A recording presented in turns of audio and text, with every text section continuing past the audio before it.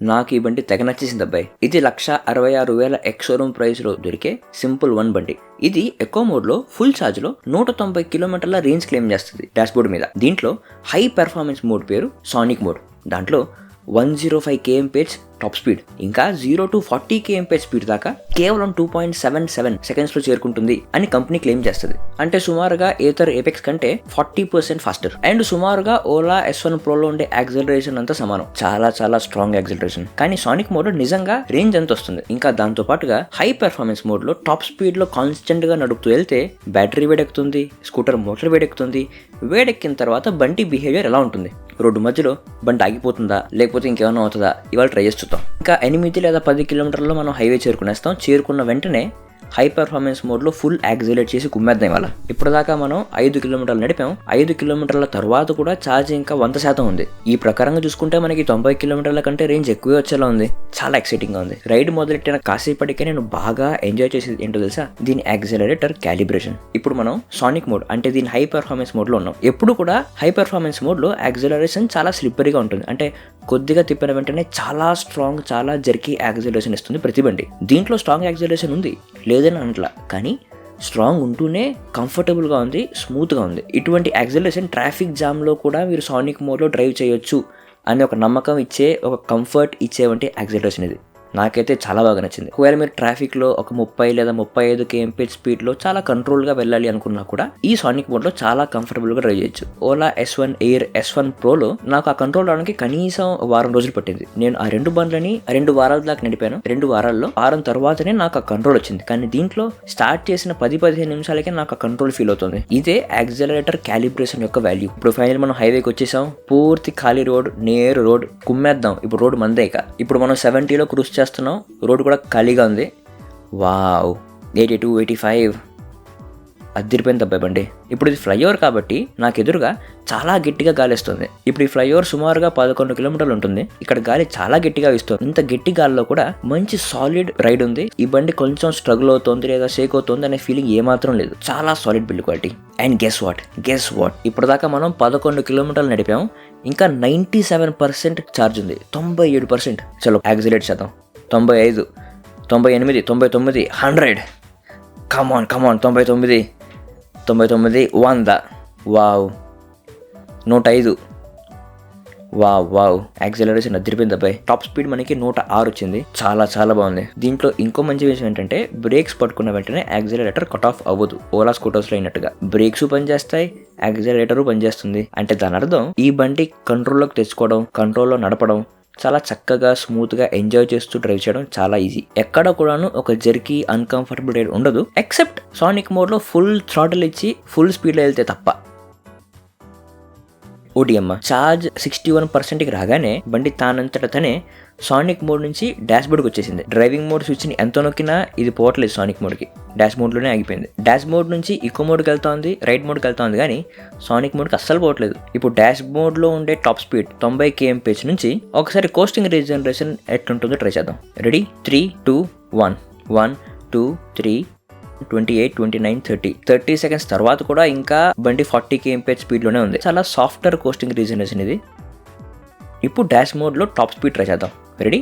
3, 2, 1. Wow, చాలా strong acceleration. 45, 50, 55, 60, 68, 70, 73, 80, 85, 88, 90. Wow, చాలా చాలా స్ట్రాంగ్ యాక్సిలరేషన్. ఒక అడ్రినలైన్ రష్ ఇచ్చేసింది. ఆ కిక్ వచ్చింది. కానీ అన్కంఫర్టబుల్గా, అనీజీగా ఉంటే పుష్ లేదు. ఎక్కడ కూడాను వీపు మీద, లోయర్ బ్యాక్ మీద లేదా నా మెడ మీద ప్రెషర్ ఇచ్చేటువంటి స్ట్రాంగ్ యాక్సిలరేషన్ లేదు. చాలా కంఫర్టబుల్గా ఉంది. Range update. ఇప్పటిదాకా మనం 63 కిలోమీటర్లు నడిపాం. 57% ఛార్జ్ ఇంకా బ్యాలెన్స్ ఉంది. అండ్ సానిక్ మోడ్లో నడిపిన 100% ఆఫ్ ఛార్జ్ నుంచి 60% ఆఫ్ ఛార్జ్ దాకా 60 కిలోమీటర్ల రేంజ్ వచ్చింది. 60 కిలోమీటర్లు, mind blowing range.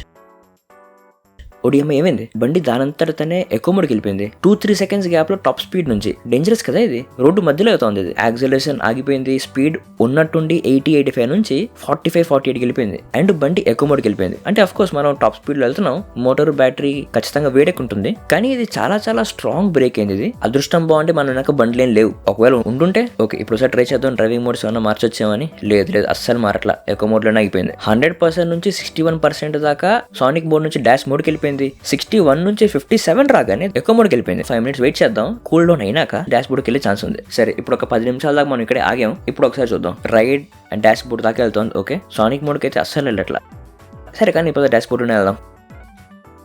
Range update. ఇప్పటిదాకా మనం 72 కిలోమీటర్లు నడిపాం. 52% ఛార్జ్ బ్యాలెన్స్ ఉంది. ఇంకా డాష్ బోర్డ్లో చూపిస్తా ఉంది ఇంకా 76 కిలోమీటర్ల రేంజ్ ఇంకా వస్తుందని. 50% ఛార్జ్ ఏంటంటే హాఫ్ లీటర్ ఉంటుంది కదా. స్టార్ట్ చేద్దాం. అరే మళ్ళీ స్కూటర్ మళ్ళీ ఎక్కువ మోడ్కి పడిపోయింది. కేవలం ఒకే ఒక్క సెకండ్కి డాష్ బోర్డ్ నుంచి రైడ్ మోడ్కి వెళ్ళింది. అక్కడి నుంచి వెంటనే ఒకటేసారి ఎక్కువ మోడ్కి పడిపోయింది. ఏంటిది బండి చాలా భయంకరంగా ఉంది. నాకు తెలిసి దీని మోటార్ చాలా వేగంగా వేడెక్కుతుంది. ఇంకా నేను 60 kmph ఉన్నా, దాంతోనే బాగా వేడెక్కిపోయింది మోటార్. సరే ఇంకోసారి 5 minutes వెయిట్ చేసి చూద్దాం. ఇది ఎక్కువ మోడ్లోనే స్టక్ అయిపోయింది. ఇది రైడ్ మోడ్ కానీ డాష్ మోడ్ కానీ సానిక్ మోడ్ కానీ దేనికి వెళ్ళట్లేదు, ఎక్కువ మోడ్లోనే ఆగిపోయింది. ఇప్పుడు హాఫ్ రైడ్ రివ్యూకి సమయం అయింది. ఇప్పటిదాకా మనం రైడ్లో ఎక్కువ mode, ride mode, dash and sonic మోడ్లో దీని పెర్ఫార్మెన్స్ ఎట్లుంటుందని చెప్పి చూపిస్తూ వచ్చాం. కానీ ఈ హాఫ్ రైడ్ రివ్యూ అనేది రైడింగ్ ఎక్స్పీరియన్స్ గురించి. సీట్ కంఫర్ట్ అదిరిపోయింది. చాలా బాగుంది. చాలా కంఫర్టబుల్ సీట్స్ ఇది. ఇక్కడ ఎస్పెషల్లీ సీట్ ఎక్కువ స్లూపీగా ఏమీ లేదు కనుక చాలా కంఫర్టబుల్ రైడ్ ఉంటుంది. సెకండ్ ఇంపార్టెంట్ పాయింట్ నాకు బాగా నచ్చింది దీని యాక్సిలరేటర్. చాలా బాగా క్యాలిబ్రేటెడ్ యాక్సిలరేటర్. బండి కంట్రోల్లో చాలా ఈజీగా వచ్చేస్తుంది. ప్రతి డ్రైవింగ్ మోడ్ లోని చాలా కంట్రోల్ ఉంటుంది. చాలా మంచి రైడింగ్ ఫీల్ ఉంటుంది. నెక్స్ట్ దీని బిల్డ్ క్వాలిటీ చాలా బాగుంది. ఎక్కడ గానీ వీక్ ప్యానల్స్ లేవు. ప్లాస్టిక్ ఫ్రేమ్స్ ఆఫ్ కోర్స్ ఉన్నాయి, కానీ వీక్ ప్యానల్స్ కానీ హాలో స్పేసెస్ కానీ ఎక్కడ కూడా ఫీల్ అవ్వదు. చాలా మంచి బిల్డ్ క్వాలిటీ. ఇంకా దీని హ్యాండిల్ బటన్స్ మీద కూడా చాలా మంచి బిల్డ్ క్వాలిటీ ఉంది. And next scooter dash board 7-inch display. ఇది ఎటువంటి కాంప్లికేషన్స్ లేకుండా చాలా సింపుల్ టు యూస్. అర్థం చేసుకోవడానికి కూడా చాలా సులువుగా చాలా క్లీన్ గా ఇచ్చారు. అండ్ నెక్స్ట్ దీని బూట్ స్పేస్ 30 liters. ఇది పోర్టబుల్ బ్యాటరీ, ఇంకా దీని పోర్టబుల్ చార్జర్, ఇంకా దీని చార్జర్ సాకెట్ ఓలా స్కూటర్స్ కుండే చార్జర్ సాకెట్ లాగే ఉంది. ఇది ఓలా హైపర్ చార్జర్స్ తో కూడా ఛార్జింగ్ చేసుకోవచ్చు. ట్రై చేసిన వెంటనే నేను ఒక వీడియో పెడతాను. ఇక్కడ ఒక లైట్ కూడా ఇచ్చారు, రాత్రి చాలా పనికి వస్తుంది. ఇంకా దీంట్లో ఒక ఇంట్రెస్టింగ్ పాయింట్ ఉంది. ఇక్కడ కింద ఫుట్ బోర్డ్ కింద ఒక ఫిక్స్డ్ బ్యాటరీ ఉంది. 3.7 kWh కెపాసిటీ. ఎక్కువ మోడ్ లో 140 కిలోమీటర్ల రేంజ్ డాష్ బోర్డ్ క్లెయిమ్ చేస్తుంది. ఇంకా 1.3 kWh రిమూవబుల్ బ్యాటరీ ఇక్కడ ఉంది. దీంట్లో ఎక్కువ మోడ్ లో 50 కిలోమీటర్ల రేంజ్ డాష్ బోర్డ్ క్లెయిమ్ చేస్తుంది. కాబట్టి ఇప్పుడు రెండు కలిపి 5 kWh బ్యాటరీ, రెండు కలిపి 190 కిలోమీటర్ల రేంజ్ ఇస్తుంది ఎక్కువ మోడ్ లో యాజ్ పర్ డాష్ బోర్డ్. ఈ ఫిక్స్డ్ బ్యాటరీలో ఛార్జ్ 20% వచ్చేదాకా రిమూవబుల్ బ్యాటరీ నుంచి బండి ఛార్జింగ్ తీసుకోదు. ఎప్పుడైతే ఫిక్స్డ్ బ్యాటరీలో 20% చేరుకుంటుందో అప్పుడు మాత్రమే రిమూవబుల్ బ్యాటరీ వాడి మనకి రేంజ్ ఇస్తుంది. అక్కడే మనం 20 నుంచి 25 నిమిషాల దాకా ఆగాం. విత్ హోప్ బండి ఎక్కువ మోడ్ నుంచి కనీసం రైడ్ మోడ్ దాకైనా వెళ్తుందని చెప్పి ఏమాత్రం వెళ్ళలేదు. ఎక్కువ మోడ్ లోనే ఆగిపోయింది. ఇప్పుడు కూడా నేను ఎంత ట్రై చేసినా అసలు డ్రైవింగ్ మోడ్ చేంజ్ అవ్వనే లేదు. ఎక్కువ మోడ్లోనే ఉంది ఇప్పటికి కూడా. ఇప్పుడు మన దగ్గర 49% ఛార్జ్ ఉంది. అండ్ ఇప్పటిదాకా మనం 75 కిలోమీటర్లు నడిపాం. డాష్ బోర్డ్ ఇప్పటికీ చూపిస్తూ ఉంది ఇంకా 90 కిలోమీటర్ల రేంజ్ వస్తుందని. Range update.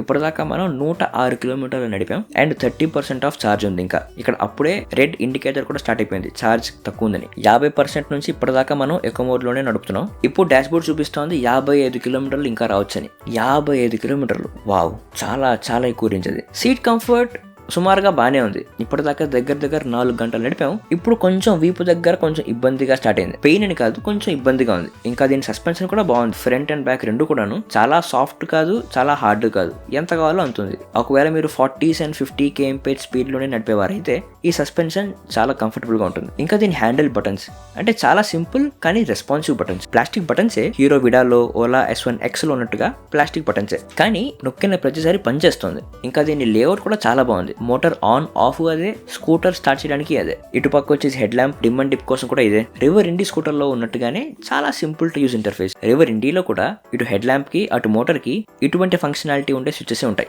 ఇంకా ఎక్కడ Hank, decent sound, indicator lights ఉన్నాయి. ఇటుపక్క ఉంటే 4 బటన్స్ వచ్చేసి స్కూటర్ జాయిస్టిక్ మాదిరి. ఇటు లెఫ్ట్ అండ్ రైట్ వచ్చేసి డ్రైవింగ్ మోడ్ ఇంక్రీజ్ చేయడానికి లేదా డిక్రీజ్ చేయడానికి. పైన ప్లస్ అండ్ మైనస్ వచ్చేసి బ్లూటూత్ ఫీచర్స్ కోసం. కాల్ వస్తుంది, అటెండ్ చేయాలి, లేదా సాంగ్ వింటున్నారు, సౌండ్ ఇంక్రీజ్ డిక్రీజ్ చేసుకోవాలి, అటువంటి వాటి కోసం. దీంట్లో బ్లూటూత్ ఫీచర్స్ ఎనేబుల్ అవ్వడానికి సాఫ్ట్వేర్ అప్డేట్ రావాలి అని చెప్పారు. ఇంకా డాష్ బోర్డ్ నావిగేషన్ కూడా అదే పరిస్థితి. ఇప్పటికి డాష్ బోర్డ్ లో నావిగేషన్ పనిచేసే కేపబిలిటీ ఉంది. మ్యాప్ మై ఇండియా నావిగేషన్ పనిచేస్తుంది దీంట్లో, కానీ దానికి కూడా సాఫ్ట్వేర్ అప్డేట్ కావాలి.